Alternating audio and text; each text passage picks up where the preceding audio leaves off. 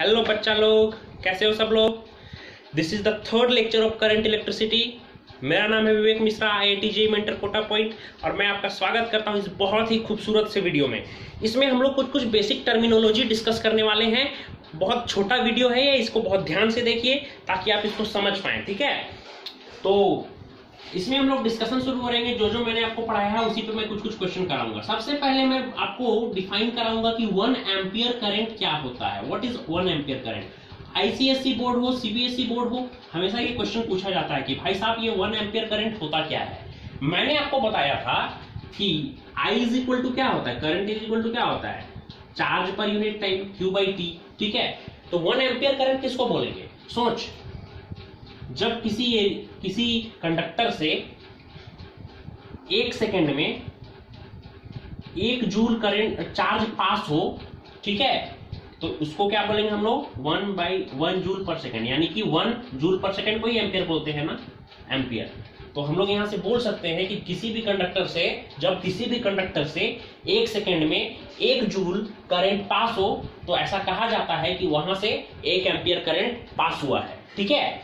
मैं इसको एक बार इंग्लिश में बोल रहा हूं, आप लोग लिख लीजिए कि whenever 1 joule charge is pass through any conductor in 1 second, then 1 ampere current is said to be flown. मतलब कहने का मतलब है कि किसी भी कंडक्टर से जब 1 सेकेंड में 1 जूल चार्ज पास होता है, फिर दूसरे सेकंड में 1 जूल हुआ, फिर तीसरे सेकंड में 1 जूल हुआ, फिर चौथे सेकंड में 1 जूल हुआ, तो भाई साहब इसको अपन क्या कहते हैं, 1 एम्पियर करंट। ये काफी डिसिप्लिन्ड वे में होता है ना। हर सेकंड में 1 एम्पियर ही पास होता है। कितना डिसिप्लिन है इसमें, काश इतना डिसिप्लिन हम लोग में भी हो जाता है ना, तो ये कोरोना इतना फैलता नहीं। हमें तो बाहर ही निकलना है। बाहर निकलोगे तो बहुत दिक्कत होगा। मिटा दूं मैं, ओके। अब कोई पूछे आपसे कि बताओ 1 वोल्ट पोटेंशियल डिफरेंस क्या होता है। What do you mean by 1 volt potential difference. मैं आप लोगों से रिक्वेस्ट करूंगा कि आप लोग लिखते भी चले। ये सब मैं इंपॉर्टेंट टर्म है इसलिए लिखा रहा हूं। कोई आपसे पूछे कि बताओ 1 वोल्ट पोटेंशियल डिफरेंस क्या होता है, तो आप क्या बताओगे, हमें नहीं आता है। देखिए, कोई आपसे पूछे कि 1 वोल्ट पोटेंशियल डिफरेंस, मैंने आपको पोटेंशियल डिफरेंस का डेफिनेशन बताया था कि एक पॉइंट से दूसरे पॉइंट तक यूनिट पॉजिटिव चार्ज, ठीक है, यानी कि 1 कूलम चार्ज को एक पॉइंट से दूसरे पॉइंट तक ले जाने के लिए जितना वर्क करना पड़ता है उसी को क्या बोलते हैं अपन, पोटेंशियल डिफरेंस, है ना। तो सोच, अगर एक पॉइंट से दूसरे पॉइंट तक 1 कूलम चार्ज को ले जाने के लिए 1 जूल वर्क करना पड़ा, तो कितना होगा potential difference, 1 joule by 1 coulomb, क्या हो जाएगा, 1 जूल पर कूलम। और आपको पता है जूल पर कूलम को ही तो क्या बोलते हैं, वोल्ट बोलते हैं। यहां से हम प्यार से बोल सकते हैं कि जब 1 कूलम चार्ज को एक पॉइंट से दूसरे पॉइंट तक ले जाने के लिए जितना वर्क करना पड़ता है उसी वर्क को क्या बोलते हैं भाई, 1 वोल्ट पोटेंशियल डिफरेंस। हाँ ना बोल, समझ में आया, पक्की बात, कोई बुराई वाली बात नहीं है ना। हाँ, नहीं, मैं फील ले रहा हूं कि तुम लोग मेरे सामने ही बैठे हुए हो, ठीक है। तो फिर से मैं बोलूंगा कि 1 कूलम चार्ज को एक पॉइंट से दूसरे पॉइंट तक ले जाने के लिए अगर 1 जूल वर्क किया जाता है तो हम ऐसा कहेंगे कि 1 वोल्ट वर्क हुआ है, ठीक। 1 वोल्ट, उन दोनों पॉइंट के बीच का पोटेंशियल डिफरेंस 1 वोल्ट है, ऐसा कहेंगे, ठीक है। इसको लिख सकते हैं आप अगर चाहे तो, मैं तो नहीं लिखूंगा, आप लिख सकते हैं। मैं बोल रहा हूं कि whenever 1 joule work is done to bring a charge from one point to another point, then potential difference between these 2 points is said to be 1 volt, ठीक है। अब आपसे किसी ने पूछ लिया, जल्दी से लिख लो ये सब, और जो भी मैं बोल रहा हूं सब लिखो। अब आपसे किसी ने पूछ लिया कि बताओ 1 वोल्ट पोटेंशियल का क्या मतलब होता है। आपको पता है पोटेंशियल का क्या मतलब होता है, किसी पॉइंट का पोटेंशियल कैसे निकालते हैं, कि उस पॉइंट को इंफिनिटी से ए तक लाने में किसी चार्ज को, एक कूलम चार्ज को इंफिनिटी से ए तक लाने में, इंफिनिटी से किसी एक सर्टेन पॉइंट तक लाने में एक्चुअली जितना वर्क डन करना पड़ता है उसी को क्या बोलते हैं, उस पॉइंट का पोटेंशियल बोलते हैं, यानी work done per unit charge. तो अगर मुझे एक कूलम चार्ज को इंफिनिटी से किसी एक पॉइंट तक लाने में 1 जूल वर्क करना पड़े तो हम कहेंगे कि उस पॉइंट का पोटेंशियल 1 वोल्ट है। ठीक है, कैसे?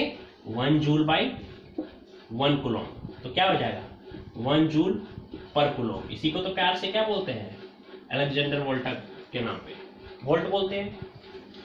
तो क्या बोलेंगे 1 वोल्ट पोटेंशियल क्या होता है, तो क्या बोलिए आप कि whenever 1 joule work is done to bring a charge from infinity to a certain point, then potential of that point is said to be 1 volt। ठीक है,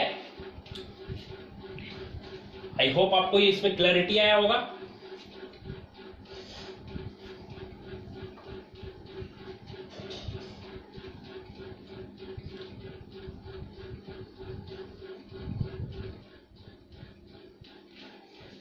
देखो बच्चों, इस टॉपिक में बच्चे बहुत प्रॉब्लम फील कर रहे थे क्वांटाइजेशन ऑफ चार्ज में, तो मैंने सोचा मैं इसको भी वीडियो में इंक्लूड कर लूं, है ना। क्या होता है क्वांटाइजेशन ऑफ चार्ज? देख, चार्जेस बेसिकली 2 टाइप के होते हैं, तेरे को पता होगा, पॉजिटिव चार्ज और निगेटिव चार्ज, है ना। पॉजिटिव चार्ज मतलब प्रोटॉन, निगेटिव चार्ज मतलब इलेक्ट्रॉन। आखिर ये चार्जेस जो हैं वो पॉजिटिवली एंड निगेटिवली चार्ज कैसे होते हैं? ठीक है, चलिए देखते हैं कैसे ये charges positively and negatively charge होते हैं। आपको ये सब कुछ पता होगा मेरे को लगता है। सोच, ये सोडियम, मान ले एक सोडियम का एटम है, ठीक है। सोडियम में कितने इलेक्ट्रॉन होते हैं? 11 इलेक्ट्रॉन होते हैं। 2 8 1 इसका इलेक्ट्रॉनिक कॉन्फ़िगरेशन है।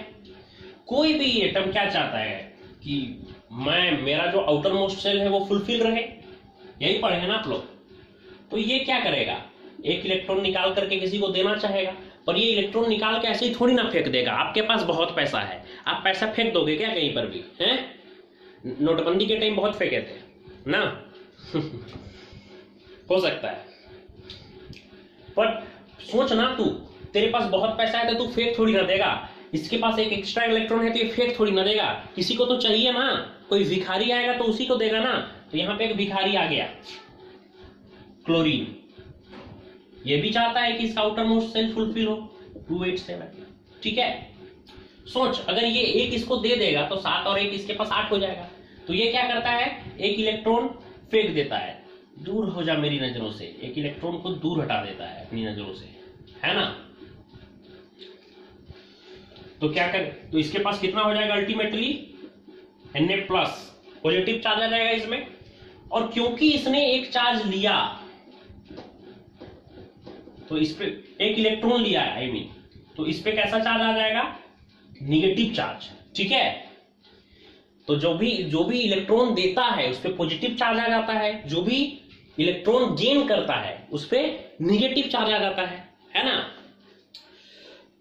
तो इसमें हम लोग बोल सकते हैं चार्ज कितना है, प्लस ई, एक इलेक्ट्रॉन के जितना। इलेक्ट्रॉन और प्रोटॉन में इक्वल चार्जेस होते हैं, आपको पता होना चाहिए। ठीक है, इसमें चार्ज कितना है, माइनस ई, है ना। अच्छा, क्या आप कभी ऐसा सोच सकते हो क्या कि इसमें अगर इसने मान लो 2 इलेक्ट्रॉन दे दिया होता, चलो इसको मैं आगे इलस्ट्रेट कर ही देता हूं, ये आपको समझ में आया हो। सपोज कोई एक बॉडी है, टक टक टक टक टक टक टक टक टक, एक दूसरा बॉडी है, टक टक टक टक टक टक टक टक, इसके पास हैं, दोनों इनिशियली न्यूट्रल है। अच्छा, न्यूट्रल होने का क्या मतलब, उसमें इलेक्ट्रॉन प्रोटॉन्स नहीं है क्या? है भाई साहब, जितने इलेक्ट्रॉन्स हैं उतने ही प्रोटॉन है। न्यूट्रल होने का ये मतलब नहीं है कि इलेक्ट्रॉन प्रोटॉन्स है ही नहीं। ठीक है, इसने क्या किया कि 100 इलेक्ट्रॉन्स, 100 नहीं, ज्यादा हो जाएगा ना, चलो मैं थोड़ा कम ही बोलता हूं, 50 इलेक्ट्रॉन उठा के इसको दे दिए। ठीक है, तो इसमें 50 एक्स्ट्रा इलेक्ट्रॉन आ गए, तो इसमें चार्ज कितना हो जाएगा -50e। ठीक है, और इसके पास तो क्योंकि 50 निगेटिव चार्ज दे दिए तो इसमें +50e चार्ज आ जाएगा, है ना।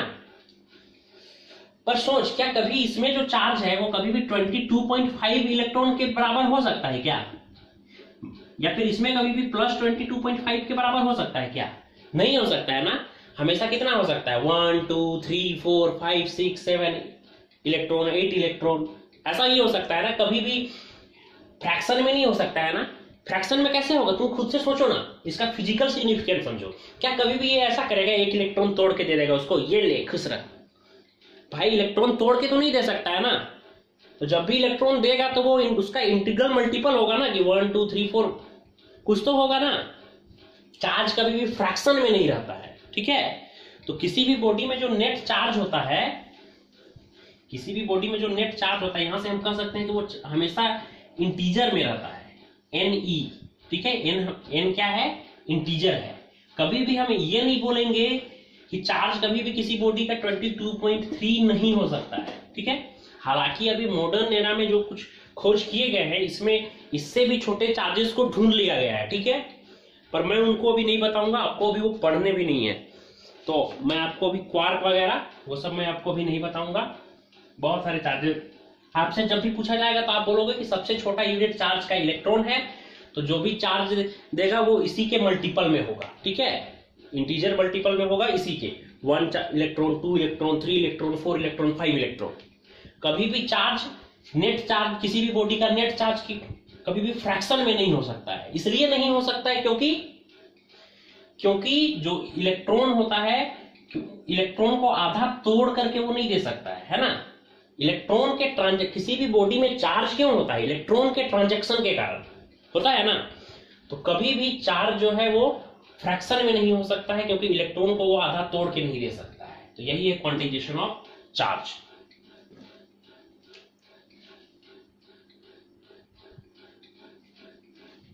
तो बच्चा लोग, इसमें आपको n पता होना चाहिए। कभी भी पूछ देगा नंबर ऑफ इलेक्ट्रॉन्स निकालने के लिए, तो n क्या है, नंबर ऑफ इलेक्ट्रॉन्स आपको पता होना चाहिए। q क्या है, चार्ज है, और e क्या है, चार्ज। q है चार्ज ऑफ बॉडी, और e क्या है, इलेक्ट्रॉन में कितना चार्ज होता है। इलेक्ट्रॉन में कितना चार्ज होता है आपको पता है, 1.6 × 10⁻⁻19 कूलम।